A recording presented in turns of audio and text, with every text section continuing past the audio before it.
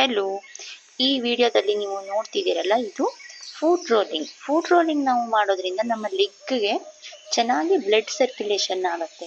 ತುಂಬ ಜನರಿಗೆ ಲೆಗ್ಗಲ್ಲಿ ಸ್ವೆಲ್ಲಿಂಗ್ ಇರುತ್ತೆ, ಲೆಗ್ಗಲ್ಲಿ, ಫೀಟಲ್ಲಿ ಅಥವಾ ಆ್ಯಂಕಲಲ್ಲಿ ಸ್ವೆಲ್ಲಿಂಗ್ ಇರುತ್ತೆ. ಯಾಕೆ ಅಂದರೆ ಬ್ಲಡ್ ಸರ್ಕ್ಯುಲೇಷನ್ ಅವ್ರ ಲೆಗ್ಗಿಗೆ ಚೆನ್ನಾಗಿ ಆಗ್ತಿರಲ್ಲ. ಅದರಲ್ಲೂ ವಯಸ್ಸಾದವರಿಗಂತೂ ಈ ಪ್ರಾಬ್ಲಮ್ಮು ಕಾಮನ್. ಅವರಿಗೆ ಯಾವಾಗಲೂ ಲೆಗ್ಗು ಪೇನ್ ಇರುತ್ತೆ ಅಥವಾ ಊದ್ಕೊಂಡಿರುತ್ತೆ.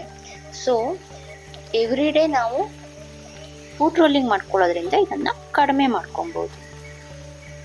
ಫುಟ್ ರೋಲಿಂಗ್ ಮಾಡೋದ್ರಿಂದ ಯಾರಿಗೆಲ್ಲ ಪ್ಲಾಂಟರ್ ಫ್ಯಾಶಿಯೈಟಿಸ್ ಪ್ರಾಬ್ಲಮ್ ಇದೆಯೋ, ಹೀಟ್ ಪೇನ್ ಇದೆಯೋ, ಅವರು ಅದನ್ನು ಕಡಿಮೆ ಮಾಡ್ಕೊಬೋದು. ಜಾಸ್ತಿ ಆಗದೆ ಇರೋ ಥರ ಪ್ರಿವೆಂಟ್ ಮಾಡ್ಬೋದು.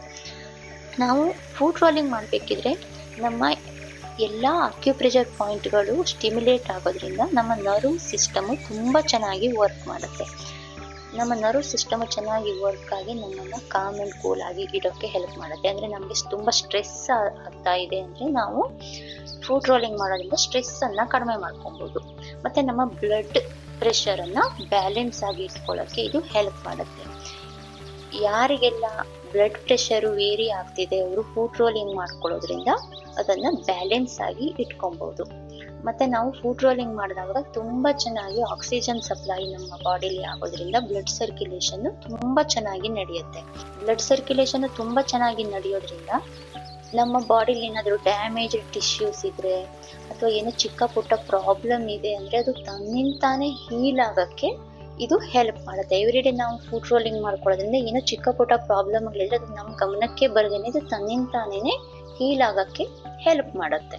ಮತ್ತು ಜೊತೆಗೆ ನಮ್ಮ ಮಸಲ್ಸಲ್ಲಿ ಏನಾದರೂ ಟೆನ್ಷನ್ ಇದ್ದರೆ, ನಾಟೆಡ್ ಆಗಿದ್ದರೆ ಅಥವಾ ಟೈಟ್ನೆಸ್ ಇದ್ದರೆ ನಾವು ಫುಟ್ ರೋಲಿಂಗ್ ಮಾಡೋದ್ರಿಂದ ಅದನ್ನು ಕಡಿಮೆ ಮಾಡ್ಕೊಬೋದು. ಇಷ್ಟು ಬೆನಿಫಿಟ್ಗಳು ಫುಟ್ ರೋಲಿಂಗ್ ಮಾಡೋದ್ರಿಂದ ನಮಗೆ ಸಿಗತ್ತೆ. ಫುಟ್ ರೋಲಿಂಗನ್ನು ನೀವು ಬಾಲ್ ಯೂಸ್ ಮಾಡಿ ಮಾಡ್ಬೋದು, ಇಲ್ಲ ಅದಕ್ಕೆ ಅಂತಲೇ ಸಪ್ರೇಟಾಗಿ ಪ್ರಾಡಕ್ಟ್ಗಳು ಸಿಗುತ್ತೆ ಮಾರ್ಕೆಟ್ನಲ್ಲಿ. ನೀವು ಅದನ್ನು ಬೇಕಿದ್ರೂ ಯೂಸ್ ಮಾಡ್ಬೋದು. ನಿಮಗೆ ಯಾವುದು ಕಂಫರ್ಟೇಬಲ್ ಇದೆಯೋ ಅದನ್ನು ನೀವು ಸೆಲೆಕ್ಟ್ ಮಾಡ್ಕೊಳ್ಳಿ.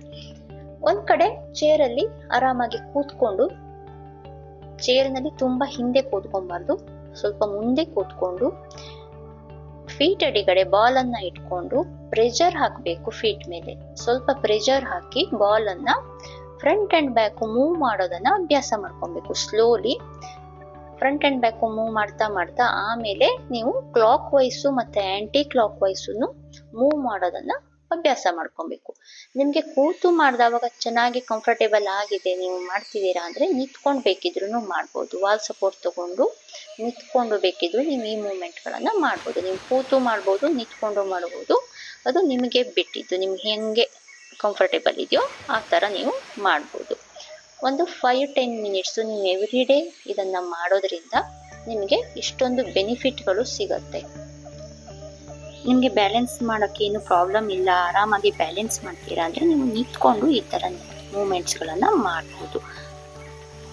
ಕೆಲವೊಬ್ಬರಿಗೆ ಕೂತ್ಕೊಂಡು ಈ ಥರ ಮೂಮೆಂಟ್ಸನ್ನು ಮಾಡಿದರೆ ಪ್ರೆಷರ್ ಹಾಕೋಕ್ಕೆ ಆಗಲ್ಲ. ಅಂಥವರು ವಾಲ್ ಸಪೋರ್ಟ್ ತಗೊಂಡು ನಿಂತ್ಕೊಂಡು ಮಾಡೋದೇ ಬೆಟರು. ಈ ಥರ ನಿಂತ್ಕೊಂಡು ಮಾಡಿದವಾಗ ನಾವು ಪ್ರೆಷರನ್ನು ಕರೆಕ್ಟಾಗಿ ನಮಗೆ ಎಲ್ಲಿ ಬೇಕೋ ಅಲ್ಲಿ ಹಾಕೋಕ್ಕೆ ನಮಗೆ ಗೊತ್ತಾಗುತ್ತೆ. ನಿಮ್ಗೆ ಎಲ್ಲಿ ಡಿಸ್ಕಂಫರ್ಟ್ ಇದೆಯೋ ಅಲ್ಲಿ ನೀವು ಪ್ರೆಷರ್ ಹಾಕಿ ಮಾಡಿದರೆ ನಿಮಗದು ಹೆಲ್ಪ್ ಆಗುತ್ತೆ. ಯಾರೆಲ್ಲ ಸಬ್ಸ್ಕ್ರೈಬ್ ಮಾಡದೆ ನನ್ನ ವಿಡಿಯೋನ ನೋಡ್ತಿದ್ದೀರೋ ಪ್ಲೀಸ್ ಸಬ್ಸ್ಕ್ರೈಬ್ ಮಾಡಿ ನನ್ನ ಚಾನೆಲನ್ನು. ಫ್ರೆಂಡ್ಸ್ ಆ್ಯಂಡ್ ಫ್ಯಾಮಿಲಿ ಜೊತೆ ಶೇರ್ ಮಾಡಿ. Thank you for watching.